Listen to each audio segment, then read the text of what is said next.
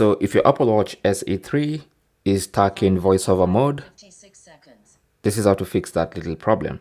So the first thing you want to do is press the crown, and then to navigate, you want to tap on something to highlight it, and then double tap to select it. So go to settings, and then scroll down. You can scroll down using the crown, and then go to accessibility. You should see accessibility. So tap on it once, and then double tap to select, and then you should see voiceover, and then double tap, and then you can see the toggle button. It's already highlighted, so simply double tap, and that's gonna turn off voiceover mode, as you can see. Now another way you can turn off voiceover mode from wherever you are is just to use Siri. So let's try and use Siri to turn off voiceover mode.